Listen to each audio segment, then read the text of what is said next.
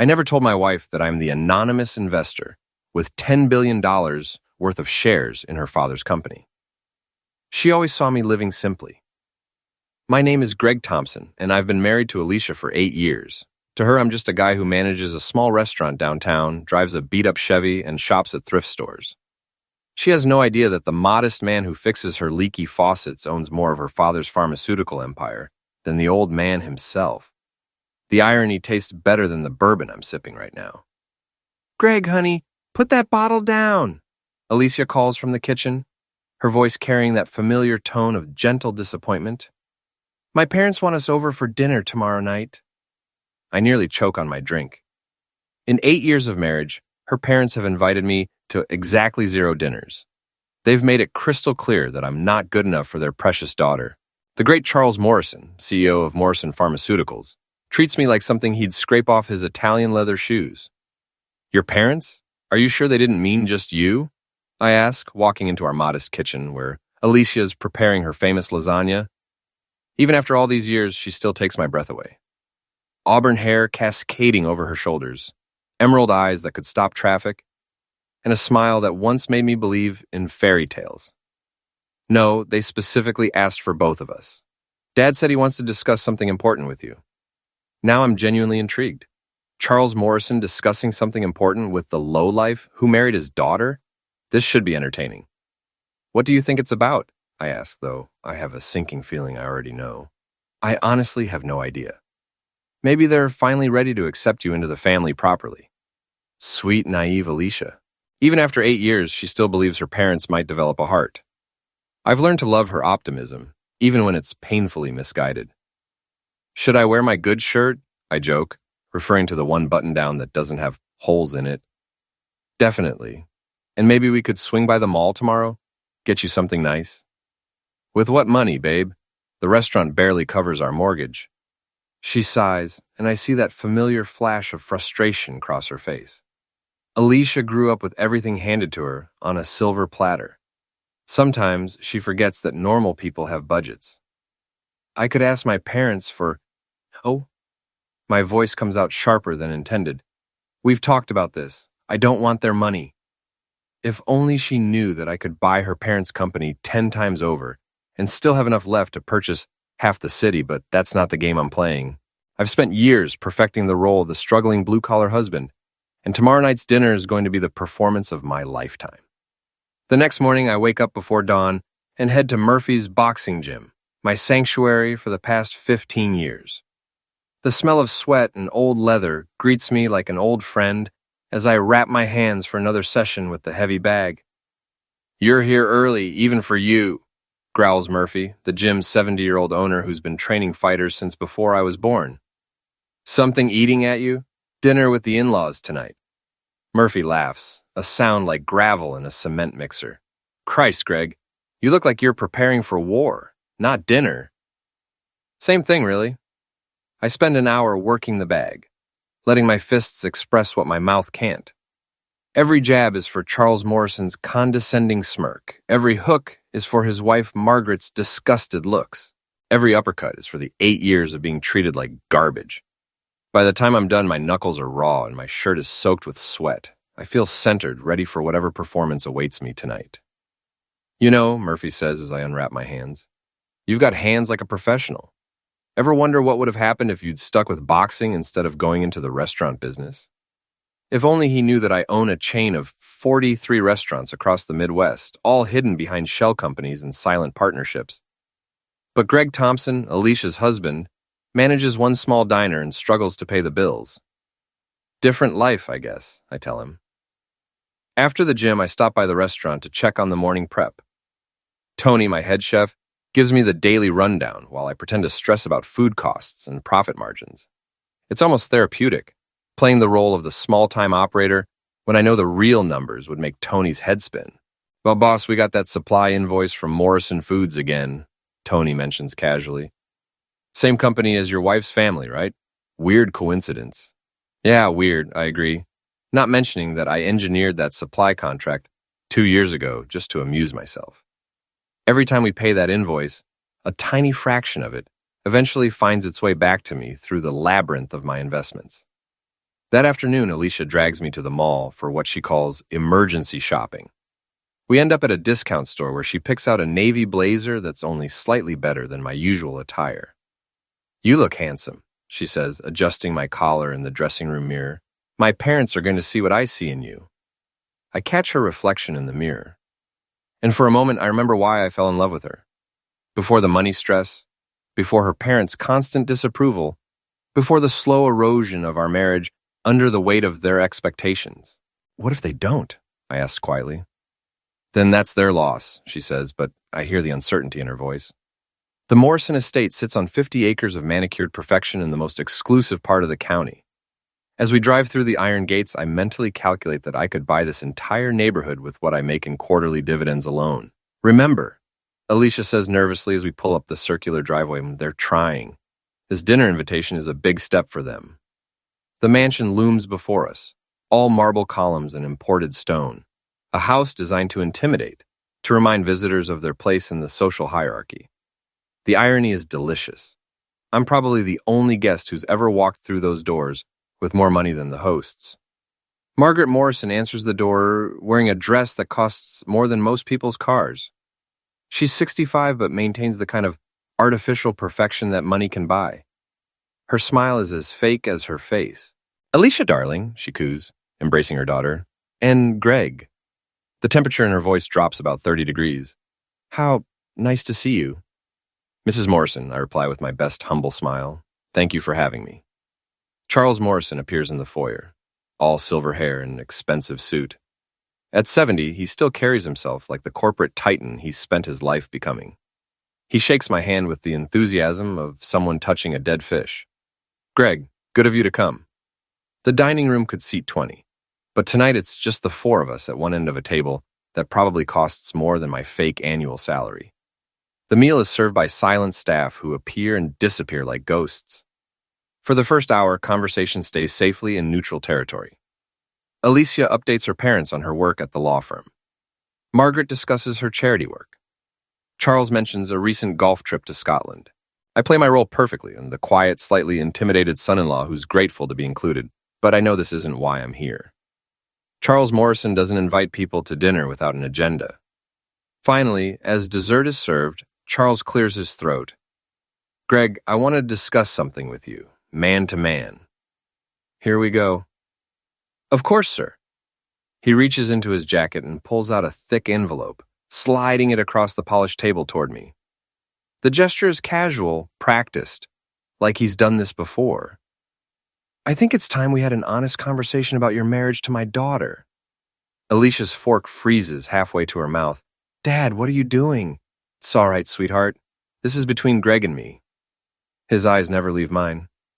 "Open it." I pick up the envelope, feeling its weight. Whatever's inside, it's substantial.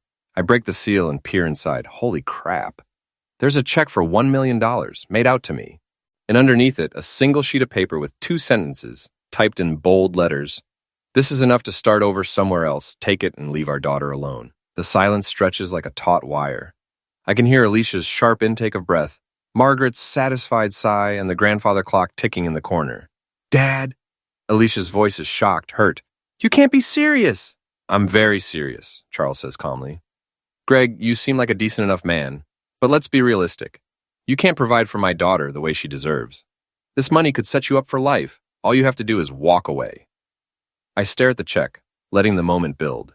$1 million. To Charles Morrison, it's pocket change. To the character I'm playing, it's more money than I could earn in a lifetime. "You want me to take this money and divorce your daughter? I want you to do what's best for everyone involved. Alicia deserves better than struggling to pay bills and wondering where her next meal is coming from." "I'm sitting right here," Alicia snaps. "Don't I get a say in this?" "Darling, you're too close to the situation to see it clearly," Margaret says smoothly. "Your father and I have watched you struggle for 8 years. We've seen how the financial stress is wearing on you." I look at Alicia, seeing the conflict in her eyes. Part of her is furious at her parents' manipulation, but another part, a part she'd never admit, is tired of clipping coupons and shopping at discount stores. "What do you say, Greg?" Charles presses. $1 million. More money than you'll see in your lifetime. All you have to do is sign some papers and disappear." I fold the envelope carefully and slip it into my jacket pocket. The gesture draws sharp looks from all three Morrisons. I need to think about this, I say quietly. Greg! Alicia's voice is a mixture of hurt and disbelief. It's a lot of money, Alicia. Your father's not wrong about our struggles. I see something die in her eyes, and it almost breaks my resolve. But I need her to see who her parents really are. I need her to understand the choice she's been unconsciously making for 8 years. I should go, I say, standing up. Thank you for dinner and for the offer. Charles Morrison smiles like a shark that's just tasted success. Take your time, Greg, but don't take too long. Opportunities like this don't come around twice. I kiss Alicia's cheek. She's too stunned to respond, and walk out of the mansion with their $1 million bribe burning a hole in my pocket. I drive straight to Murphy's gym, even though it's closed. I have a key, another small perk of being a silent investor in the building. The gym is dark and empty, perfect for thinking. I pull out the envelope and stare at the check again. Charles Morrison's signature is a work of art, all flowing confidence and authority. The man who signed this check believes he can buy anything, solve any problem with enough zeros. What he doesn't know is that he just declared war on someone who could crush his entire empire without breaking a sweat. My phone buzzes, a text from Alicia. Please come home. We need to talk. But I'm not ready to go home yet. I'm not ready to face the hurt in her eyes or explain why I didn't immediately tear up her father's insulting offer. Instead, I call my oldest friend, Richard Hayes. Greg, it's almost midnight, man. What's wrong? I need to see you, tonight. Where are you? Murphy's gym. On my way. Richard arrives 20 minutes later, looking like he threw on the first clothes he could find. He's been my best friend since high school, one of the few people who knew me before I became whoever I am now. He's also one of the only people who knows about my real financial situation. Jesus, Greg, you look like someone died. What happened? I hand him the envelope. Richard whistles low when he sees the check. Holy crap, Charles Morrison wants you gone that badly? Apparently. What are you going to do? I've been asking myself the same question for the past hour. The smart play would be to go home, tear up the check, and tell Alicia everything. Reveal my true identity, show her the investment portfolios, prove that I'm not the struggling loser her parents think I am. But where's the fun in that? I'm going to teach them a lesson about underestimating people. Richard knows that look in my eyes. Greg, whatever you're thinking, maybe you should sleep on it. They think they can buy me off like some street thug. They think I'm so desperate that I'll take their dirty money and disappear. Aren't you being a little dramatic? It's just money. It's not about the money, Richard. It's about respect. It's about 8 years of being treated like garbage. It's about them thinking they're better than me when I could buy and sell them without thinking twice. I start pacing the gym floor, my mind racing through possibilities. What if I don't just reject their offer? What if I play along? Let them think they've won. That sounds dangerous. Everything worth doing is dangerous. Richard sighs. He's seen me in this mood before, and he knows there's no talking me out of it. What do you need from me? Information. I want to know everything about Charles Morrison's business dealings. Every contract, every partnership, every vulnerability. Greg, the man's worth hundreds of millions. He's not some small-time operator you can just... Richard. I turn to face him, and whatever he sees in my expression makes him stop talking. Charles Morrison is worth $437 million. His company has annual revenues of $2.8 billion. He has 6 major competitors, 3 of whom are looking for acquisition opportunities. His biggest weakness is his pride. He's turned down 2 major buyout offers in the past year because he can't stand the idea of not being in control. Richard stares at me. How do you know all that? Because I own 38% of his company through various shell corporations and investment funds. I've been his largest shareholder for 6 years, and he has no idea. The silence stretches between us. Finally, Richard laughs, a sound with no humor in it. You're not just going to reject his bribe, are you? You're going to destroy him. I'm going to give him exactly what he deserves. I don't go home that night. Instead, I check into a modest motel on the outskirts of town, the kind of place where Greg Thompson, struggling restaurant manager, might stay if his marriage was falling apart. At 6 a.m., I call Alicia. Greg, where are you? I've been worried sick. I'm fine. I just needed time to think. About what my father offered you? Her voice is small, hurt. It's a lot of money, Alicia. I can't believe you're actually considering this. Can you honestly tell me you've been happy? Living paycheck to paycheck, worrying about bills, never being able to afford the things you grew up with? The pause tells me everything I need to know. That's not the point, Greg. I married you because I love you. But you miss your old life. The security, the comfort, not having to check the bank balance before buying groceries. Sometimes, she admits quietly. But that doesn't mean I want you to leave. What if there was another way? What if I could give you the life you deserve? How? Greg, be realistic. You manage a diner. There's no shame in that, but we both know you're never going to be rich. Perfect. She's playing right into my hands. Maybe not. But your father's offer, it's enough to start over. Maybe I could open my own restaurant, build something bigger. With my parents' money? Greg, that's not starting over. That's selling out. Is it? Or is it being smart enough to take an opportunity when it's offered? I can hear her crying softly on the other end of the line. I need more time to think, I tell her. Can you stay at your parents' house for a few days? You're really going to do this, aren't you? You're going to take their money and leave me. I don't know yet, but I think we both need space to figure out what we really want. After I hang up, I allow myself a moment of guilt. Hurting Alicia isn't part of the plan, but sometimes collateral damage is unavoidable. She'll understand eventually. When this is all over, she'll see that I did this for us. My next call is to my lawyer, a sharp woman named Patricia Chen, who handles my more sensitive business affairs. Greg, this is unexpected. You usually communicate through intermediaries. I need you to prepare some documents, and I need them today. What kind of documents? Divorce papers, and a contract accepting a financial settlement from Charles Morrison. Patricia is quiet for a long moment. Are you sure about this? Once these documents are filed, I'm sure, but I want some specific language included. Can you meet me this afternoon? Of course. But, Greg, what's really going on here?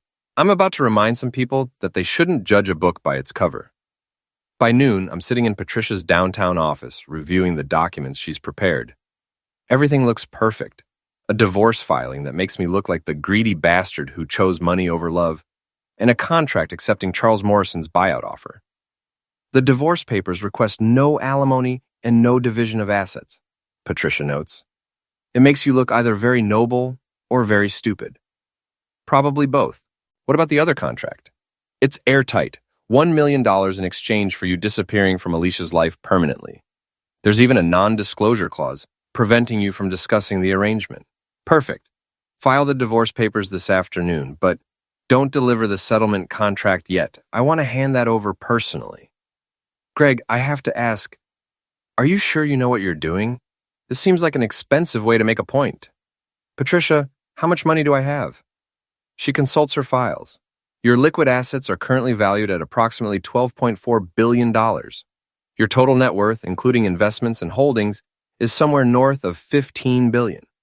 So $1 million represents what percentage of my wealth?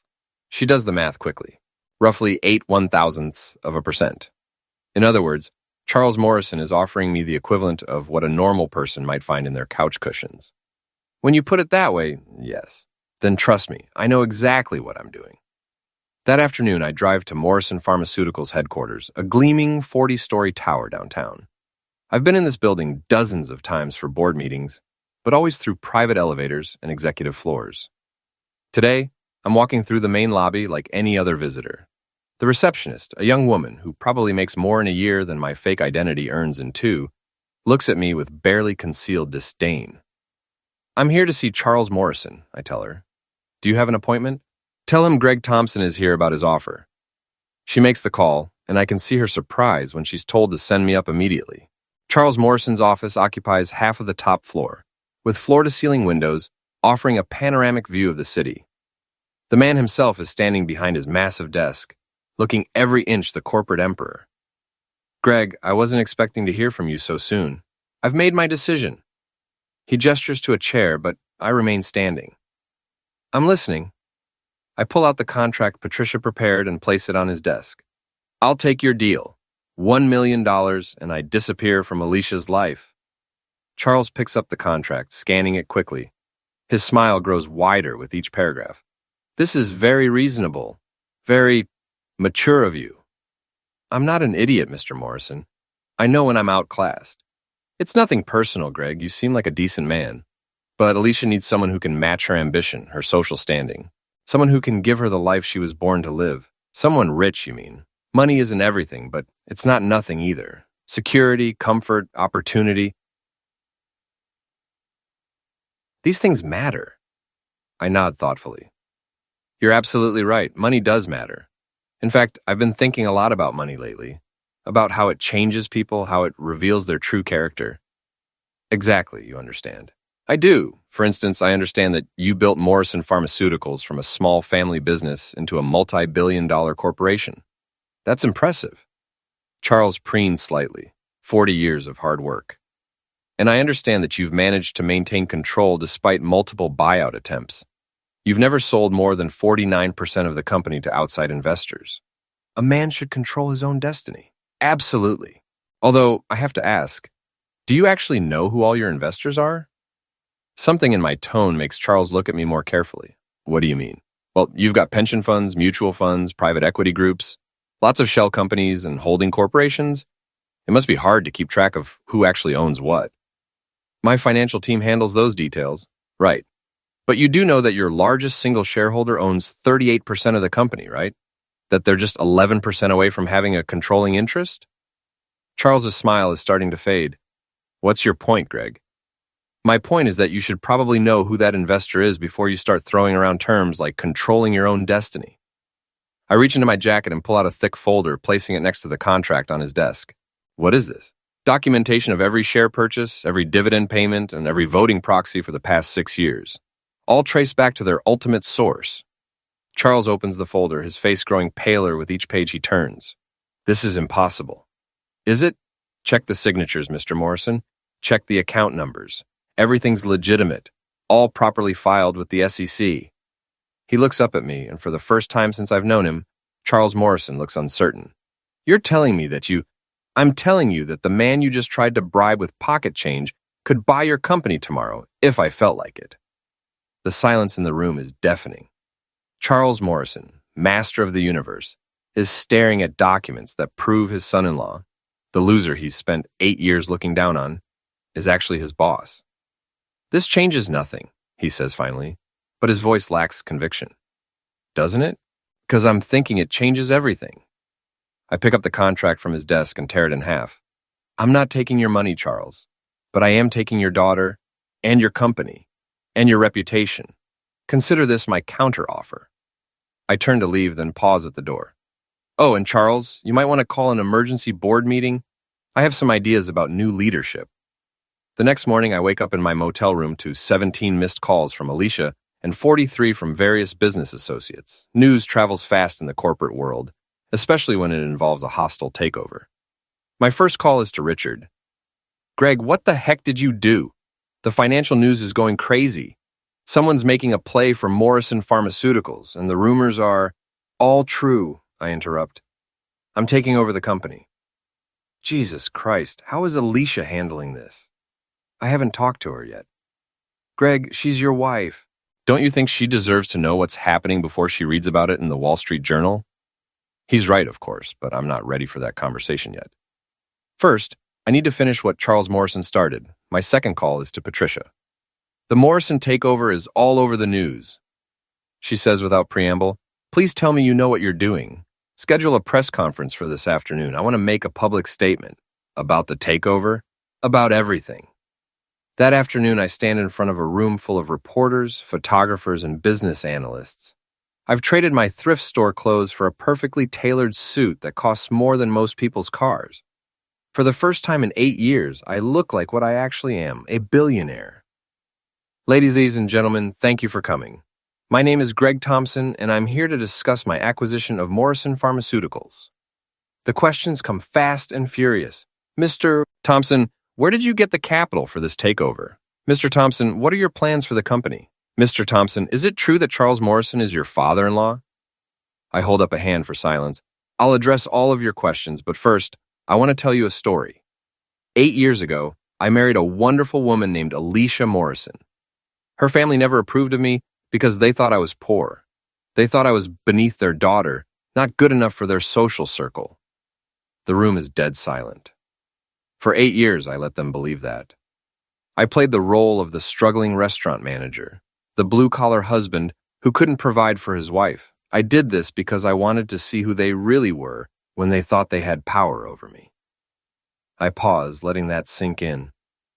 Last night, Charles Morrison offered me $1 million to divorce his daughter and disappear from her life. He thought he could buy me off like some common criminal. What he didn't know is that I've been his largest shareholder for 6 years. What he didn't know is that the poor loser he was trying to bribe is worth more than $15 billion. The room erupts. Cameras flash, reporters shout questions, and I can see the shock on every face. As of this morning, I own 51% of Morrison Pharmaceuticals. Charles Morrison is no longer the CEO. The board has voted to install new leadership, effective immediately. "What about your wife?" someone shouts. "How does she feel about this?" That's the question I've been dreading. My wife is an innocent victim in all of this. She never knew about my real financial situation because I wanted to protect her from exactly this kind of circus. Alicia Morrison Thompson is a good woman who got caught in the middle of her father's arrogance and my need for justice. Are you getting divorced? That's between my wife and me. But even as I say it, I know the answer. I've burned too many bridges, kept too many secrets. Alicia will never forgive me for this deception, and maybe she shouldn't. I drive home for the first time in 3 days, knowing that everything has changed.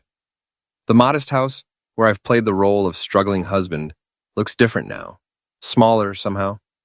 The peeling paint and thrift store furniture that once felt like a comfortable disguise now just feel like lies. Alicia's car is in the driveway. I sit in my truck for a long moment, gathering courage for what might be our last conversation as husband and wife. She's waiting for me in the living room, still wearing the same clothes from 2 days ago. Her eyes are red from crying, and there's a hardness in her face that I've never seen before. "So it's true," she says without looking at me. "Everything on the news. You're actually a billionaire." "Yes. And you've been lying to me for 8 years? I've been protecting you." She laughs, a bitter sound. "Protecting me? From what? From knowing that my husband could afford to buy me nice things? From not having to worry about money? From being able to hold my head up around my parents? From becoming someone you're not? From losing yourself in wealth and privilege? That wasn't your choice to make, Greg. That was my choice." She's right, and we both know it. I wanted you to love me for who I am, not what I have. But who are you, Greg? Because the man I married was honest. The man I married didn't play elaborate games with people's lives. The man I married wouldn't destroy my family just to prove a point. Your family destroyed themselves. I just gave them the rope. My father offered you money to leave me alone. It was insulting and wrong, but it wasn't the end of the world. You could have just said no. You could have told us the truth. Instead, you chose to humiliate him publicly, to take over his company, to ruin his reputation. He had it coming. Maybe he did. But I didn't. I didn't deserve to find out that my entire marriage was built on lies. I didn't deserve to see my husband on television, looking like a stranger, talking about our private life to reporters. The pain in her voice cuts deeper than any physical blow could. "Alicia, I love you. Everything I did for us." "No, Greg, you did it for you. You did it because your ego couldn't handle being looked down on by people you secretly thought were beneath you. You did it because you enjoyed the game more than you cared about the people you were hurting." She stands up, and I can see she's already made her decision. "I'm filing for divorce. Alicia, please, we can work through this. Can we? Can you honestly tell me that you'll never lie to me again? Can you promise that there aren't other secrets, other games you're playing that I don't know about?" I want to say yes, but the words won't come. Because she's right. There are other secrets, other investments, other identities I've created over the years. The web of deception I've woven is too complex to simply unravel. "I thought so," she says quietly. "I'll be staying at my parents' house until I can find my own place. What about the money, the divorce settlement? I don't want your money, Greg. I never did. All I ever wanted was honesty." She walks toward the door, then pauses. "For what it's worth, I did love you. The man I thought you were, anyway. I just wish he had been real." After she leaves, I sit alone in our empty house, surrounded by the props of my fake life. The bourbon tastes like ashes, and for the first time in years, I wonder if I've made a terrible mistake. 6 months later, I'm sitting in the executive office of Morrison Pharmaceuticals, my office now, reviewing quarterly reports. The company is more profitable than ever under new management. Stock prices have doubled, and we've just announced 3 major acquisitions. Charles Morrison was forced to resign in disgrace. The business press painted him as an incompetent leader who didn't even know who owned his own company. His reputation never recovered.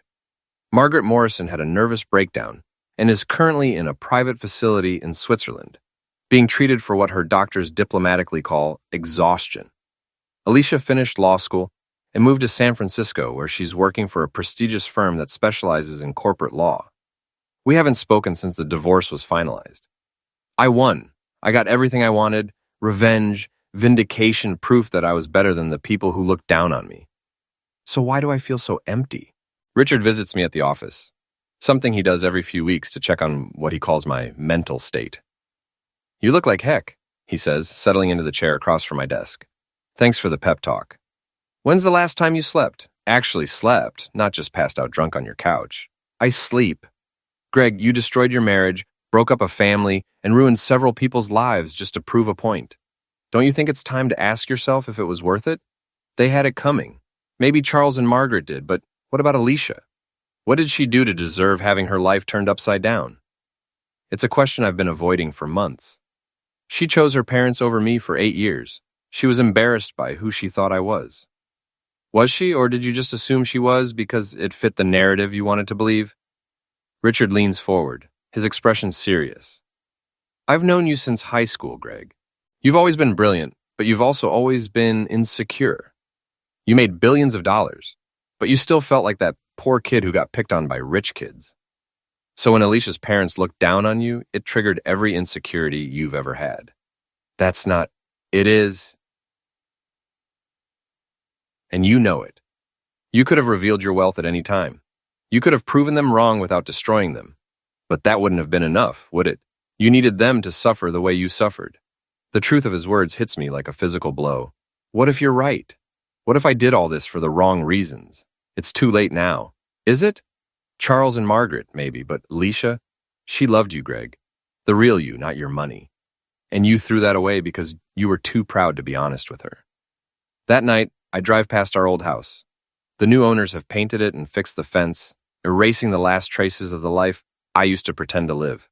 I keep driving until I reach the cemetery where my parents are buried.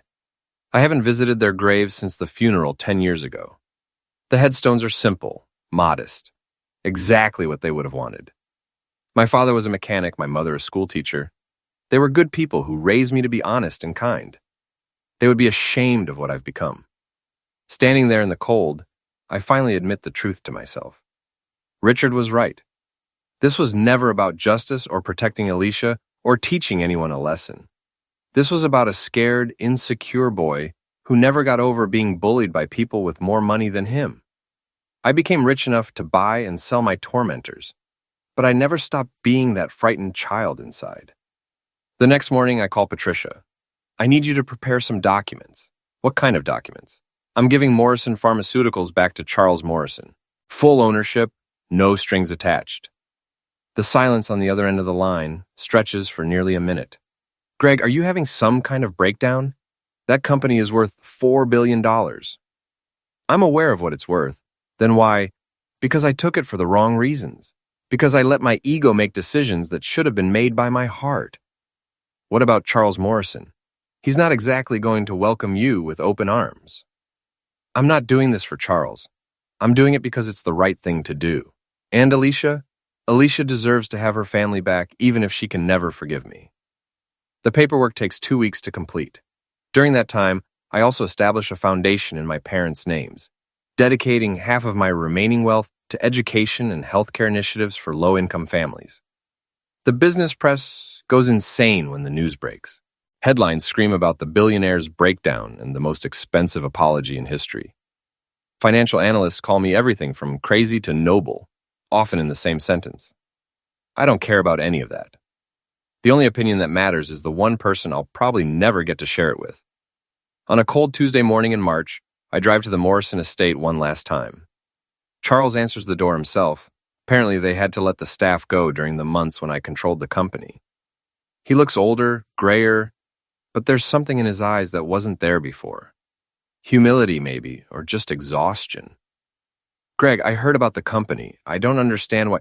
"Because I was wrong about everything." He steps aside, letting me into the foyer where this all began.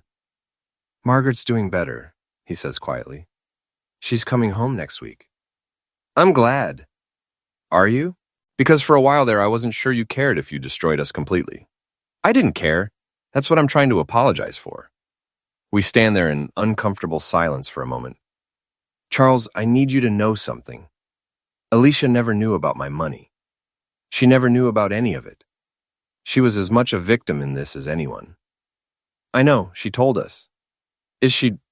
How is she? She's strong, like her mother used to be. She's building a new life in California. Good, that's good. I turn to leave, then pause. For what it's worth, you were right about one thing. Alicia does deserve better. She deserves someone who won't lie to her, who won't use her as a pawn in some twisted game. She deserves someone who loves her enough to be honest, even when it's hard. Greg, Charles's voice stops me at the door. She did love you. The man she thought you were, maybe that man is still in there somewhere. 2 years later, I'm living in a small apartment above a bookstore I bought in downtown Portland. I kept enough money to live comfortably, but not extravagantly. The rest went to the foundation or back to the people I hurt. I work in the bookstore most days, helping customers find what they're looking for, recommending novels to teenagers, listening to elderly people tell stories about books they read decades ago. It's quiet work, honest work, and it suits me. I don't date, I don't socialize much. I'm still learning how to be the person I should have been all along. On a rainy Thursday afternoon, the bell above the door chimes, and I look up from the inventory I'm updating. Alicia stands in the doorway, shaking raindrops from her umbrella. She looks different, older, more confident, but also somehow softer than I remember. Success suits her. Hello, Greg. Alicia, what are you doing in Portland? Business trip. I heard you owned a bookstore now. Just the one, nothing too ambitious.